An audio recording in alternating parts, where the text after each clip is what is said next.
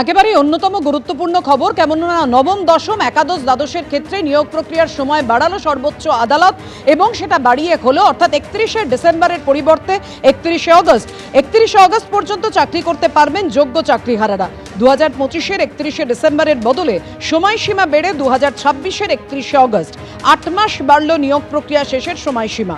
31শে August পর্যন্ত সবেতন চাকরি করতে পারবেন যোগ্য চাকরিহারারা।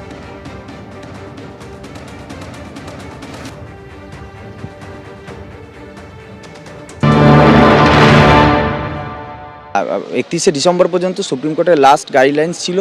আমরাও জানতাম যে এসএসসির পক্ষে সেটা সম্ভব করা, মানে শেষ করা সম্ভব নয়, তার জন্য এসএসসিকে যেতেই হবে এক্সটেনশনের জন্য। কিন্তু আমরা একটু আশঙ্কিত ছিলাম যে কি হবে, আসলে আদৌ এক্সটেনশন দেবে কিনা, কোর্টের মর্জির উপর ডিপেন্ড করছে সব কিছু। তার জন্য আমরাও লয়ার দিয়েছিলাম এবং সেটা এক্সটেনশন হয়েছে। তো তার জন্য স্বাভাবিকভাবে একটু স্বস্তি, কারণ হচ্ছে যদি 31শে ডিসেম্বরের মধ্যে শেষও হলো না, আবার সব কিছু আটকেও গেল, তো সেক্ষেত্রে একটা বড় সংখ্যক শিক্ষক শিক্ষিকা যারা সম্পূর্ণ নিরপরাধ হওয়ার পরেও চাকরি হারিয়েছে, তারা কিন্তু ভীষণভাবে ক্ষতিগ্রস্ত হতো এবং তাদের খুবই ক্ষতিগ্রস্ত তার জায়গা যেত। কারণ আমরাও চেয়েছিলাম যাতে এক্সটেনশন হয় এবং আমরাও লয়ার দিয়েছিলাম, তো এক্সটেনশনটা হয়েছে, এটাকে আমরা পজিটিভলি নিচ্ছি। এখনো সুযোগ আছে, যারা যোগ্য শিক্ষাকর্মী শিক্ষক শিক্ষিকা আছে এসএসসি 2016 প্যানেল, তাদের যোগ্য তালিকাটা এখনও কান ধরে কলকাতা হাইকোর্টে মামলা চলছে, সেখানে প্রকাশ করলে তারা সেই তালিকা অ্যাপ্রুভ করে সুপ্রিম কোর্টে পাঠিয়ে দেবে, সবার চাকরি ফিরে যাবে। কিন্তু মুখ্যমন্ত্রী চান কেবলমাত্র অযোগ্য যারা টাকা দিয়েছে, যারা ঘুষ দিয়েছে, তাদেরকে বাঁচাতে হবে। 1806 জন কি অযোগ্য শিক্ষকদের তালিকা, জনগণের করের টাকা এই অযোগ্য শিক্ষকদের দেওয়া হয়েছে। আমি বিচারকদের অনুরোধ করব, সুপ্রিম কোর্ট হাইকোর্ট, যে মাননীয় মুখ্যমন্ত্রীর বিরুদ্ধে শতপ্রণোদিতভাবে ব্যবস্থা নিন। জনগণের করের টাকা খরচা করে তিনি এদেরকে বেতন দিয়েছেন, কেন চাকরি চুরির দায় নিয়ে মুখ্যমন্ত্রীকে গ্রেপ্তার করা হবে না? দেখুন, 8 মাসের এক্সটেনশন এরা যে প্রসেসের মধ্যে দিয়ে আমাদের নিয়ে যাচ্ছে SLST 2, তার জন্য প্রয়োজন ছিল এবং এটা যে হবে আমরা জানি। ফ্রেশ সিলেকশন অ্যাফোরসেট পোস্ট, অর্থাৎ 2016 প্যানেলের যে ভ্যাকান্সি ছিল সেই ভ্যাকান্সিতে ফ্রেশ সিলেকশন লিখে নিয়ে আসলো, ফ্রেশ রিক্রুটমেন্ট নিতে পারলো না টাইমের মধ্যে।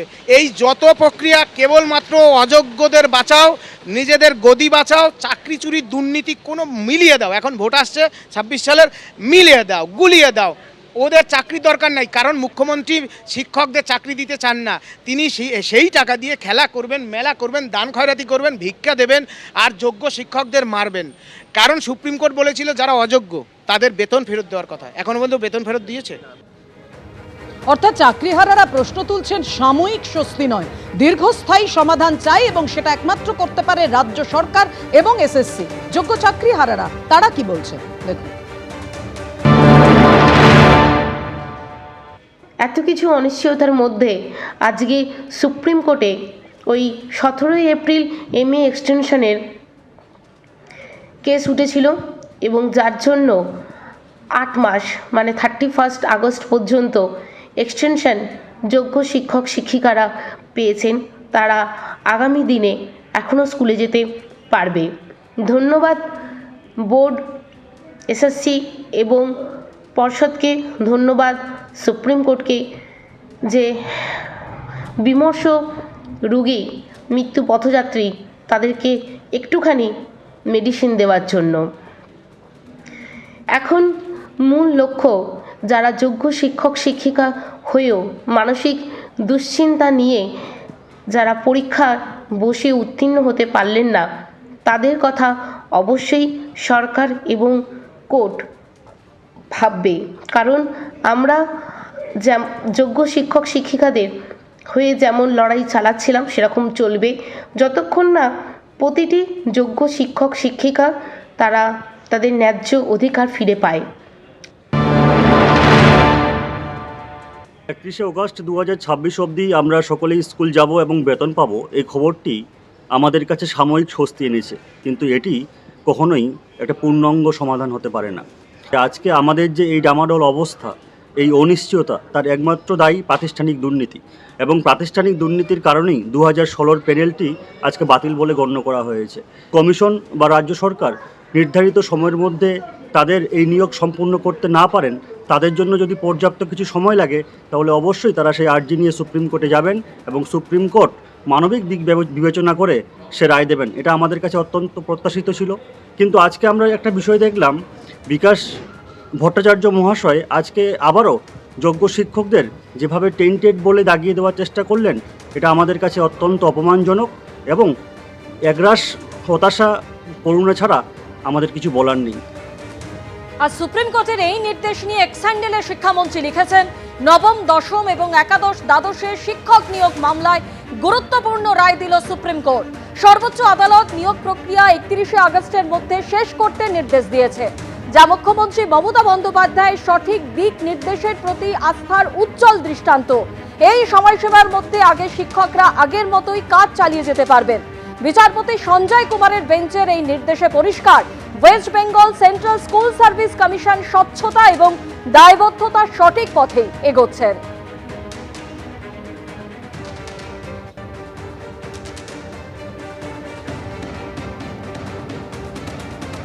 নবম, দশম, একাদশ, দ্বাদশে নিয়োগ প্রক্রিয়ার সময়সীমা বাড়ালো সুপ্রিম কোর্ট। আর এই নিয়ে সিপিএম সাংসদ ও আইনজীবী বিকাশ রঞ্জন ভট্টাচার্য কি বলছেন শোনাবো আপনাদের।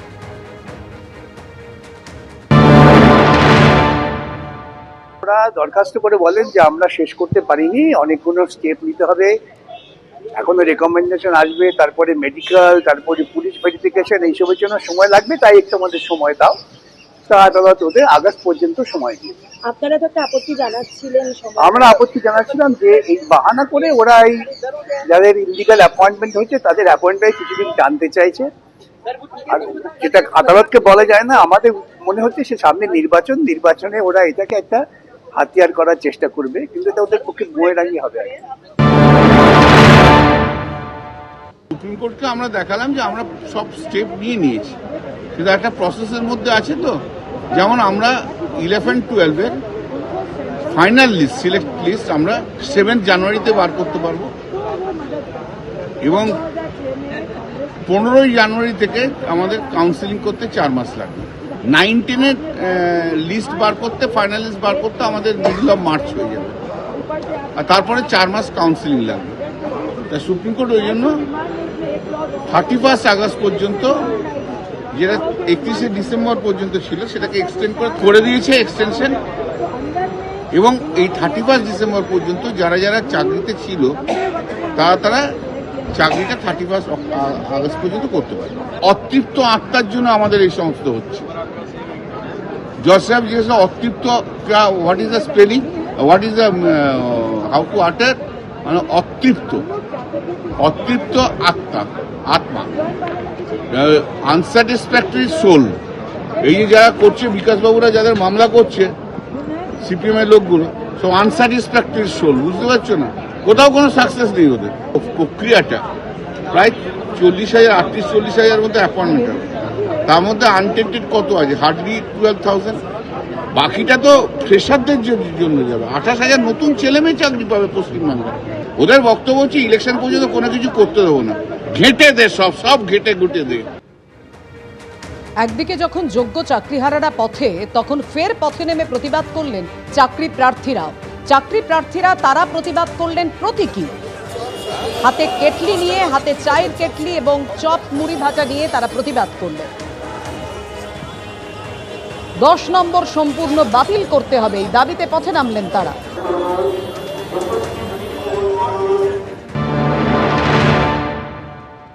আমরা শিয়ালদা স্টেশনে আছি, সেখানে দেখতে পাচ্ছি প্রচুর নতুন চাকরি প্রার্থী এইভাবেই জড়ো হয়েছেন, এইভাবে প্রতীকী প্রতিবাদ করতে। এবং ডান দিকে আমরা যাকে দেখতে পাচ্ছি আরেকজন চাকরি প্রার্থী, তিনি রীতিমতো চায়ের কেটলি হাতে চা বিক্রি করার ঢঙে তিনি আন্দোলন করছেন।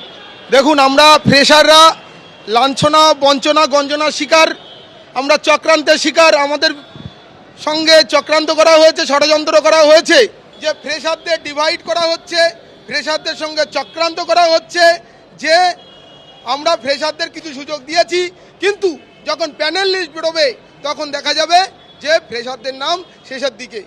কিন্তু এইভাবে মুড়ি, চপ, সিঙ্গারা নিয়ে আপনারা মিছিল করছেন, এটাই আমাদের ভবিষ্যৎ প্রজন্মকে দেখাতে চাইছি যে তোমাদের পড়াশোনা করে কি হবে, তাদের গার্জিয়ানকে দেখাতে চাইছি আপনারাও প্রতিবাদে নামুন, রাস্তায় নামুন।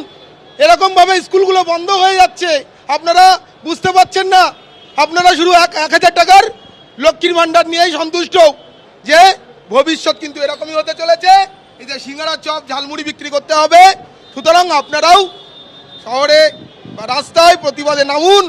থালার মধ্যে সিঙ্গাড়া রাখা আছে, চপ রাখা আছে, তেলে ভাজা বেগুনি রাখা আছে। সত্যি বলতে বাংলার মুখ্যমন্ত্রী মাননীয় মমতা বন্দ্যোপাধ্যায় আমাদেরকে শিক্ষিত করে, চাকরিগুলো আমাদের চুরি করে তারা আমাদের এই চপ শিল্প খুলতে বলেছেন। তিনি নিদান দিয়েছেন বলে আমরা এই চপ শিল্প খুলেছি। আজকে চপ বিক্রি করতে এসেছি এই রাস্তায়, কলকাতা মহানগরীর বুকে। দেখতে পাবেন এখানে 40 ঊর্ধ্ব অনেক ছেলে আছে যারা ক্যাটাগরির জন্য শুধুমাত্র পরীক্ষাটাতে বসতে পেয়েছে, যারা 60 নাম্বার পেয়েছে, যারা আজ পর্যন্ত বিয়ের পিড়িতে বসতে পায়নি। তাদের জীবন চলে গেছে, যৌবন চলে গেছে, আজ মেধাটাও চুরি হয়ে গেছে।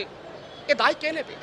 জানি খেলতে পারবো না ওনার সঙ্গে আমরা বলেই আমরা কিন্তু এই যে সিঙ্গাড়া আর এই যে চপ আর এই যে বেগুনি আমরা রাস্তায় বিক্রি করছি। কোনো কাজই ছোট নয়। গতকাল চা বিক্রি করা নিয়ে ঠিক কি বলেছিলেন মুখ্যমন্ত্রী মমতা বন্দ্যোপাধ্যায়, দেখুন। স্বপ্ন দেখতে শিখুন। আমি যখন বলি অনেকে আমাকে খেপায় যে আমি কেন চায়ের কথা বলি। প্রধানমন্ত্রী যখন বললাম চায় বেচতেছে তখন তো তুমি কিছু বলো না। আমি যদি বলি ভাই যখন কিছু নেই 1000 টাকা নাও, দুটো চায়ের কেটলি কেনো, ঘর থেকে কিছু চা কিনে তৈরি করো, আর বিস্কুট নাও, বউকে দিয়ে ঘুগনি তৈরি করে আনো, দেখো প্ল্যাটফর্মে গিয়ে দাঁড়াও, বাস স্ট্যান্ডে গিয়ে দাঁড়াও, এই টাকা তোমার কত দিনে কত টাকায় দাঁড়ায়। কোনো কাজ ছোট নয়, সব কাজই বড়। এবিপি আনন্দ, এগিয়ে থাকে, এগিয়ে রাখে।